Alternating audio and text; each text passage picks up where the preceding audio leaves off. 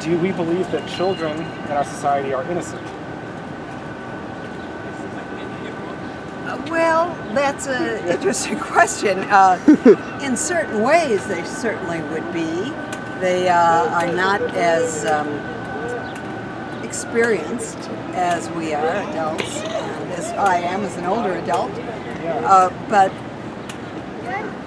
innocent in that they would not lie. Of course not, they do lie sometimes. Depends on the age of the child, right? Yeah. Well, and how much they've got to hide and how scared they are about telling the truth. Yeah. Well, what about babies who can't even speak our language? Like, are they innocent? Well, I wouldn't use that word. Okay, I would say they are fresh and they are tabula rasa. I'll say that. I'll say they are. See, I don't know. Is innocent? Does that mean you have to be guilty if you're not innocent? I don't know. Interesting. Yeah. Okay. I see where you're going. I think what we mean by innocent probably ties in sort of to like vulnerability, right? So one is innocent maybe in the sense that they're vulnerable to outside forces, like. Babies are. Absolutely, right? Yeah, they are very vulnerable to outside forces. I don't think we mean it as an opposition to like guilt or something, but I think what we're talking about is like innocence in the sense that like. You're not born with sin or anything. No, I don't believe any of that. Yeah, exactly. Right. No, Totally. I think not. Well, perfect. So, like, I guess what we're interested in is like maybe some of the other vulnerable things in our society as well. Like, people like dogs and cats. Like, are they innocent or vulnerable or whatever kind of word you want to use? Yes, as well? they're very dependent on their. They're very dependent on the owners of the cats and dogs. And I have a close friend who works with animal welfare, and I'm in New Mexico. I'm from New Mexico. Oh, sure. And it's pretty bad sometimes. Some places there's a lot of misuse and ignorance about animals and willingness to be cruel. Yes. Yeah. So those that are innocent and vulnerable in our society, like, would you say that it's like our responsibility to take care of those that are innocent? I think we definitely are. Yeah. We are responsible for our society and those people who can't, or those animals who can't defend for themselves. Great. So I guess my question would be, does that apply to all animals? Like, does that also apply to like cows, chickens, pigs, fish? Yes. Now, I do understand there are these animals that are, what do they call them now? Animals of prey or something. We prey on them. We raise them and then we eat them. Mm-hmm. But I think we owe them, if we're going to do this, we do owe them some respect and some goodness in their life. Yes, I agree. And a death that is thought through and not. I want to focus on that a little bit. Like, what in your mind like would be a non-brutal death? Let's for any of these kind of vulnerable or innocent, whether it's babies or whether it's dogs or cats or whether it's farm animals, like what would that sort of non-brutal, maybe like justified death, what would that look like? I'm just wondering, like. I don't know exactly what. Yes, I don't know what it would look like either, but I'm sure that people who are, like for instance, there's people in the legislature or in our trying to get the legislatures to come up with some things like death with dignity. See, so the death with dignity situation is that you would allow people who want to and who are terminally ill to have medical assisted suicide. Okay? Yeah, sort of like euthanasia for animals that are really sick and things like that. Yes, that's right. Exactly. Like, that kind of thing, I think, could be debated in this government building and other government buildings, and we could have our get in the debate, and we could figure it out. I think we could. We're good people. So I guess my next question would be for you, like, do you think that sort of idea of like a sick animal that is being put down to like relieve their suffering, is that analogous to what happens in like the animal agriculture industry, where like I don't think it is. Is that a different situation? Yes, it's different. How so? Like, how is that a different? Well, the animal in the situation of agriculture and farming and ranching would be an animal of prey. We are the people that prey on those animals, and we raise them for food, and that's just the reality. And what I'm saying is if we're going to do that, we should be treating them as well as we can. And, I'm sort of in favor of vegetarianism. You are? Okay. Yeah. Because I don't think, we can survive without being people of prey, I guess. Yeah, I mean, so are you a vegetarian? Or Not exactly. Have you ever thought about vegetarianism? Yes, I do. Veganism or yes, anything? I do, yeah. I mean, I guess another way of answering the question too is and I think you just answered it, but do we actually need to eat animal products for survival? No, we don't. We don't. So you already know, we don't need animal products for survival. That's right. Yeah. That's right. So I guess do you think that the animals in the animal agriculture industry do they want to die or do they want to live?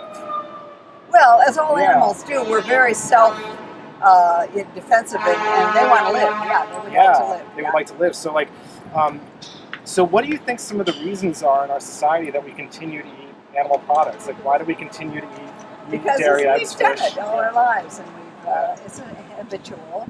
And we weren't raised in India, where you might have some other cultural phenomenon about what that are maybe your parents were vegetarians, and you have the sacred cow, and you just have a different world. We live in this world where it's all around us, all burgers and the hot dogs and the steak, rare, sure, right there, right there. Yeah.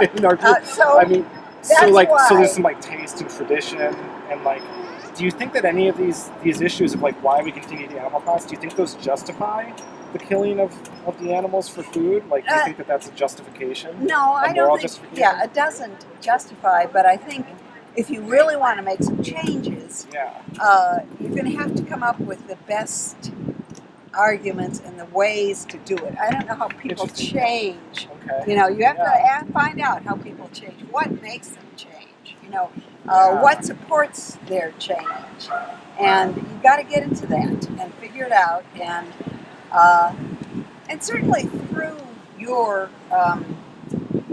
being a vegetarian and being a friend to people who are not, you maybe influence them, I would think, and things like that. But the question is, how do people make those changes? You might want to ask yourselves or ask other vegetarians what made you change. And then think about that. I think we ask that question a lot. And so, in your personal case, you individually, what would it take for you to change and to make a decision? Or why would we choose? Let's think of either of those questions. Why would one choose? I'm going to turn that around back on you. Why would one choose to give up animal products? Yes. And what would it take to make you make a decision like that? And I don't know the answer to that. Actually, true. But I would say, if I lived in a community where everybody did that, I'd probably go along with that. I could see myself doing that. It's if everybody else went vegan, you would then as well? Yeah, I think so. Especially if it was around, I know maybe sounds a little like you're just a wimp then, but I mean. Oh no, I don't know about that. I think that's natural. People kind of flock together. Flock together, and animals do too, right? Yes, exactly, and we flock, and so social creatures, right? So if we want to see, if we agree that the animals don't want to die, and it's probably unnecessary for our health to eat them, maybe we could agree that it is a better thing if we change. Yes. And then I guess my question for you would be why wouldn't you become vegan in that case? Or is there a good case for doing it? In that case. There is a good case. And what would that good case be? What effect would that have on the industry? See, the other part of it is a person might look at it oh, little old me, I do it. What does it mean? It doesn't get, one little. It's not going to change the whole world. Bitsy, right? Yeah. So, but if I joined a group or something, and we were all doing it, and we were feeling that we were successful in our efforts, that would be satisfying. I think. Yes, I think so very much too. So this has been a really productive conversation. This is excellent. Actually, my friend and I here, we've been vegan for a number of years. He's been vegan for 1 year. I've been vegan for just over 3. And we're here just trying to ask people these real life questions about their own morality. She's a vegetarian. Are you a vegan? Terrific. Yeah. Come in. You're a vegan as well? Yeah. And when I find that's helpful. Yeah, please come on in. Come on into the shop. There we go. As long as you're okay with being on YouTube. Yeah. Okay. What's helpful in my life is that I'm from a university community also, where you have more like-minded people where they're going to have vegan coffee houses, vegan restaurants. I have a huge selection where I live. Champaign, Urbana, Illinois. Oh, great! Yeah, huge selection. Vegan co-op, grocery store, because all these like-minded people did say we want to have our life be based on plant, maybe fish. I think that's a questionable animal. Do we want to not eat fish? Well, I'm okay with fish. Yeah, why? How do you make that distinction? I mean, I know, right? Yeah, so what is it? Like, do you feel like fish don't feel pain, or maybe they don't want to live, or like where does that line draw? Like, what's different about fish than like a pig, for instance? I know. Yeah. It's just that they're further away. I see. So they're like more different. Okay. Yeah. But like maybe the things we have in common are more powerful, right? So like, do fish feel pain in the same way that the dog does? Do fish feel pain in the same way that a human does? Like would they don't know that. Would they? Well, we could see by like if we put pain on them, would they try to avoid that? Yes. Yeah. They would, right? Because they don't want to be. Just like the pig would have the same reaction, the human would have the same reaction. Right? If somebody's trying to inflict pain on them, they would avoid that person. Yeah. Go away.